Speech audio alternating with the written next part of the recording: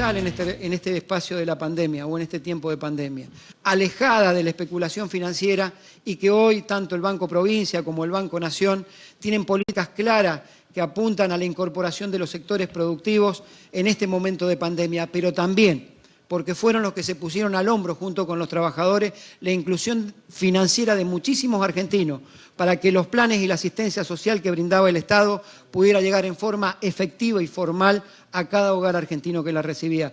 Tamaño reconocimiento merece la banca pública en esta instancia. Y esta vez los gobiernos, ante la crisis ocasionada por la pandemia, decidieron quemar los manuales ortodoxos y dedicarse a sostener y apoyar a sus sistemas productivos, a los consumidores, a las familias. Y a veces cuando vemos que en Norteamérica le dan un cheque a aquellos y se lo ponen en el bolsillo a cientos de millones de personas porque hay dificultades ocasionadas por la pandemia, y uno hace un paralelismo porque, Alberto, esas cosas vos las hiciste desde el primer día, como lo marcaban recién, con el ATP para sostener los empleos, con el IFE para sostener a la familia de los trabajadores informales, con la asignación universal por hijo, y nosotros ayudando desde nuestro lugar, desde la provincia de Buenos Aires, con el sistema alimentario escolar, con todo lo que pudimos hacer sabiendo lo grave que era una pandemia. Y en el sector financiero, con sus efectos notables. Pero quiero decir que ante una crisis de otra naturaleza, el mundo reaccionó de otra manera. Y creo que eso contribuyó a resistir la pandemia. Y ahí fue esencial el sector financiero, y particularmente la banca pública. Muy bien, buenas tardes a todos y a todas, gracias por estar ahí. Gracias, Sergio, por invitarme. De verdad, gracias. Para mí es un honor que me hagan partícipe de un congreso de hombres y mujeres que trabajan de un sindicato tan importante como es la bancaria.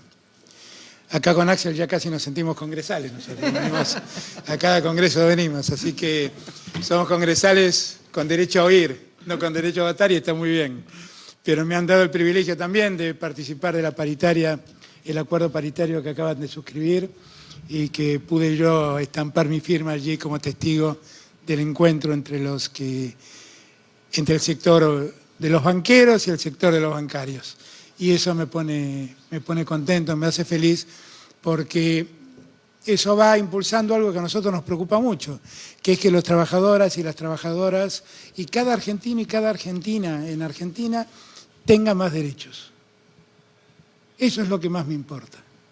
Lo que más me importa es que el sueldo de los trabajadores no se retrasen respecto de la inflación y le ganen, porque ya se retrasaron muchos años. Y por lo tanto, que podamos ir corrigiendo dentro de todas las dificultades que tenemos esa realidad, a mí me da una enorme tranquilidad, una enorme tranquilidad.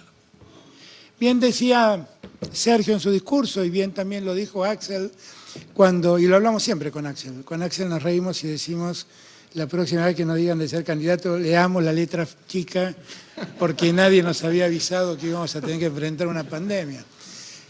Pero la verdad es que nosotros llegamos el 10 de diciembre con un ímpetu enorme por tratar de poner de pie una Argentina que estaba caída, estaba muy golpeada. Y no nos tenemos que olvidar de eso, ¿eh? No nos tenemos que olvidar, y en un proceso electoral como el que se viene, no nos tenemos que olvidar. Porque en esos años no solamente se endeudó a la Argentina del modo irresponsable que se endeudó, y nadie puede decir, bueno, pero yo avisé que esto podía pasar, le dije a mi gente que tengan cuidado porque esto iba a pasar, porque lo que yo sí recuerdo es que él nos recomendaba en inglés, hablando en Nueva York, que nos enamoremos de Christine Lagarde. Eso sí me acuerdo.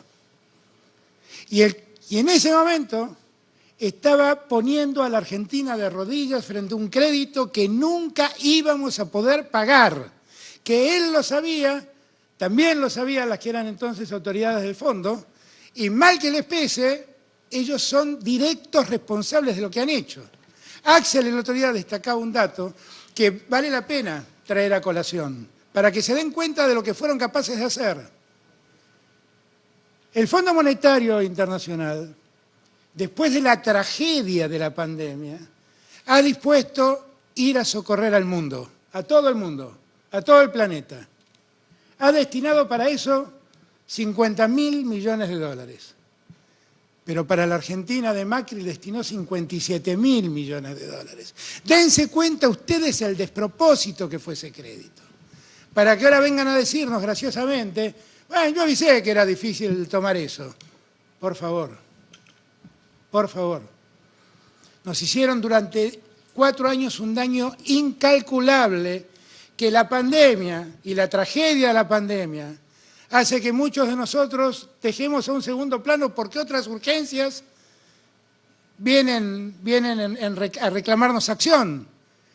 Pero que no es bueno olvidar nada de eso. No es bueno olvidarse que tuvimos una gobernadora en Buenos Aires que se jactaba de no abrir hospitales y que decía que abríamos universidades para gente pobre que nunca iba a poder llegar a esas universidades. Y no es bueno olvidarse que había un ministro del Interior que dejó sin inaugurar 15.000 casas que los argentinos necesitaban porque no quería que un argentino pudiera pensar que le debía esa casa a la gestión de Cristina Fernández de Kirchner. Porque todos ellos vuelven de las cenizas abusando de la tragedia que estamos viviendo y dejando de lado lo que fueron capaces de hacer. Fuimos con Axel el otro día a inaugurar un tramo muy largo de la Ruta 7, cerca de Junín y de Chacabuco. En el tiempo nuestro hicimos el doble de esa ruta de lo que hicieron ellos en 4 años. Pero sí fueron al mismo puente donde fuimos nosotros y el presidente se jactaba de golpear el asfalto y decir, esto es la realidad, eso era mentira. Eso era mentira, no lo estaban haciendo. Esa es la realidad que nos toca. Nosotros vinimos con toda la ilusión de poner la Argentina de pie y de repente la pandemia nos sorprendió. No esperábamos que eso pudiera ocurrir. Y ocurrió, no ocurrió en la Argentina, ocurrió en el mundo. La pandemia no hizo víctima a la Argentina, hizo víctima al mundo. Ahora, a la Argentina le era mucho más difícil poder enfrentar la pandemia. ¿Por qué? Habían cerrado el Ministerio de Salud. Dejaban vencer las vacunas. Volvió el sarampión entre nosotros, que era una enfermedad que estaba erradicada. Se dejaron de atender, al Ministerio de Salud lo hicieron desaparecer de un plumazo. Al Ministerio de Ciencia y Tecnología lo hicieron desaparecer de un plumazo. Le quitaron recursos a la salud, le quitaron recursos a la educación. Yo no sé cómo pasó, pero ahora de repente vienen a explicarnos a nosotros cómo tenemos que hacer para atender la salud y cómo están preocupadísimos por la educación de nuestros chicos. Cuando fuimos nosotros los que siempre, en cada momento de nuestra historia, levantamos la bandera de la educación pública y de la salud pública.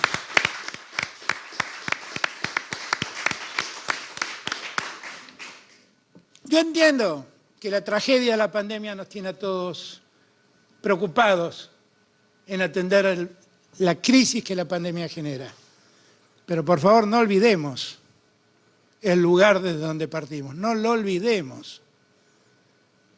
No lo olvidemos porque los responsables tienen nombre y apellido, están en los canales de televisión dando cátedra de lo que ellos no supieron hacer en su momento. El otro día, para mi asombro, lo escuchaba al expresidente en un programa en Córdoba decir: el presidente Fernández no entiende cómo es esto del fondo, no debe negociar así. ¿Cómo le va a pedir al fondo que baje las tasas de interés? ¿Cómo le va a pedir al fondo que le dé más plazo? Mire, Macri, yo hago eso porque yo defiendo a los argentinos. Usted se olvidó de los argentinos y los metió en un problema enorme del que todavía no podemos salir.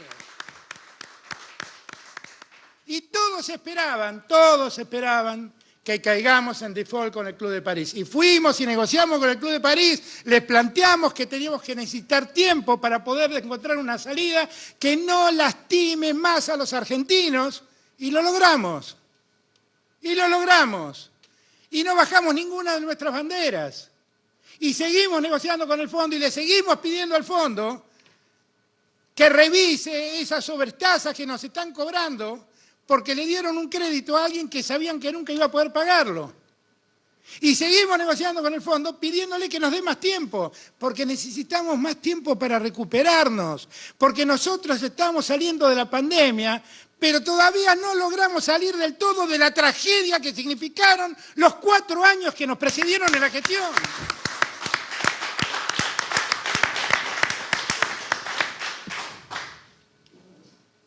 A pesar de todo, fueron 4 años, este año y medio fueron un año y medio dificilísimos, donde nunca bajamos los brazos, donde siempre privilegiamos la salud de nuestra gente a cualquier otra cosa, donde sabíamos que habíamos recibido 36% de argentinos en situación de pobreza y fuimos a auxiliarlos y a ponernos al lado de ellos cada vez que los necesitaron.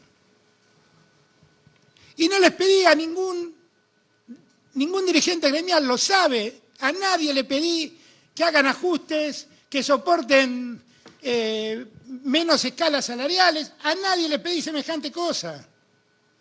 Y en el medio, por ahí, no nos dimos cuenta.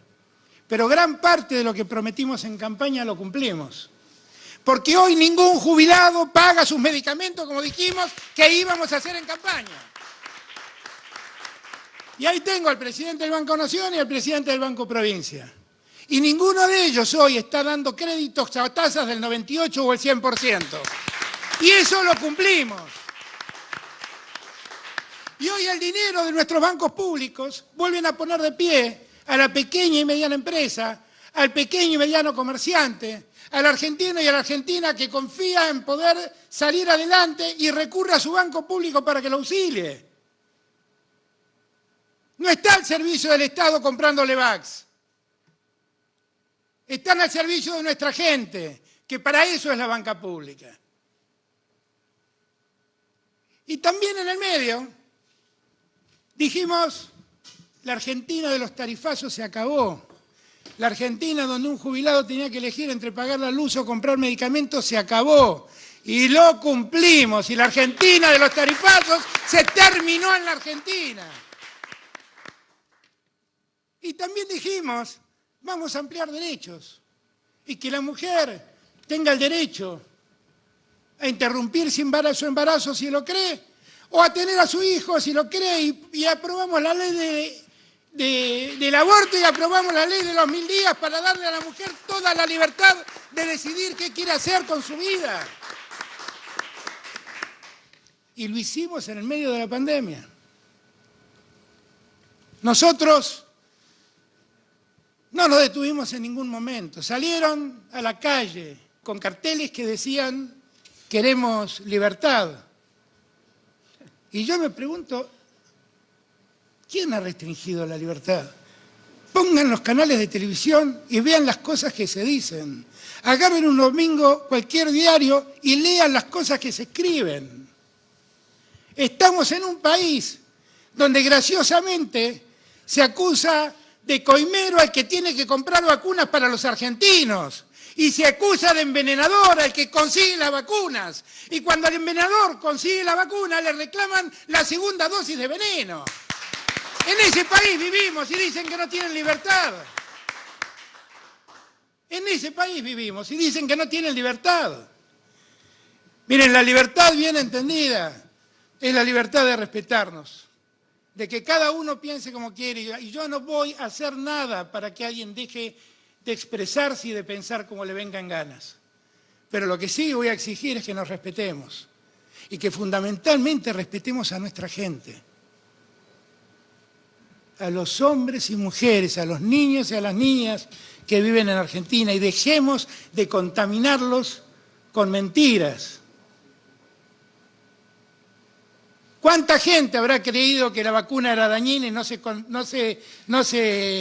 todavía no se inoculó la vacuna por temor a eso? Y esa gente está corriendo un riesgo enorme. ¿Y quién paga por eso? ¿Quién se hace responsable de eso? Nos dijeron, no consiguen vacunas. Fuimos de los primeros países que empezamos a vacunar en el mundo y hoy estamos entre los 20 primeros países que más vacunas ha suministrado a su gente. Y somos de los pocos países que produce vacunas. Y dijeron que no teníamos ningún plan, que no teníamos ningún proyecto. Lo dicen una y otra vez. Tenemos un plan, es cuidar a los argentinos. Tenemos un proyecto, es que vuelva el trabajo a la Argentina. Tenemos una decisión, poner la Argentina de pie. Tenemos la convicción de que no vamos a ceder frente a nadie en lograr esos objetivos. Nosotros tenemos un plan. Lo que pasa es que a ellos no les gusta nuestro plan. Porque el plan que les gusta a ellos es ajustar. Es que echemos a la gente que sobra, a todo el que sobra en una empresa, echémoslo. La primera variante de ajuste es el trabajo de la gente. Los mandan a la informalidad, que los llaman emprendedores ahora, como bien decía Sergio, pero en verdad es quitarles los derechos que tienen hoy de contar con una obra social, de contar con jubilación. Le quitan todos esos derechos. Nosotros tenemos un plan distinto. Es un plan donde lo que más buscamos es que haya más derechos para los argentinos y las argentinas. Ahí escuchaba hoy a la mañana que había una fuerte presión sobre mí, que hasta acá no he sentido, por una ley que aprobó el Congreso, disponiendo que en los medios de comunicación se debe de respetar la paridad de género. Y dicen que me están presionando para que vete esa norma. No pierdan el tiempo, no pienso vetar nada que signifique más igualdad y más derechos para argentinos y argentinas. Y lo digo por convicción. Estoy absolutamente convencido que es lo que debemos hacer. Y estoy seguro que en los días venideros vamos a profundizar la velocidad de vacunación que hoy tenemos. Y vamos a vacunar con la mayor velocidad al mayor número de argentinos que podamos. Y estamos trabajando en ese sentido. Es nuestra mayor preocupación. Porque la vacuna es la puerta que nos abre el camino hacia el futuro. Y el futuro lo vamos a construir. Porque nos pusimos de pie pese a los 4 años de desgobierno que vivimos antes de la pandemia. Y nos vamos a poner de pie porque vamos a vencer a la pandemia todos y todas, unidos, sin distinción. Nos merecemos otro país de una vez y para siempre. Así que les agradezco de corazón que me hayan hecho participar de esta reunión. Los felicito. Gracias, Sergio. Y cuenten conmigo siempre. Muchas gracias a todos y todas.